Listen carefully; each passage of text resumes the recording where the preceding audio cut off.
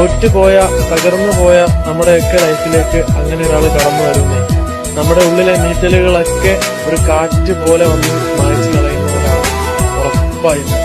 May be എന്ന് പറഞ്ഞിരുന്ന നിന്റെ മനസ്സിനെ കൊണ്ട് ഫോറെവറെന്നും ഉറപ്പായി അയാൾ പറയിപ്പിക്കും. നാളിതുവരെയും നിന്റെ മനസ്സിൽ മറ്റൊരാളെ സ്വീകരിക്കാത്തതിന്റെ കാരണം അന്നും അയാളുടെ വരവോടുകൂടി ഉറപ്പായിട്ടും നോക്കുകയാണ്.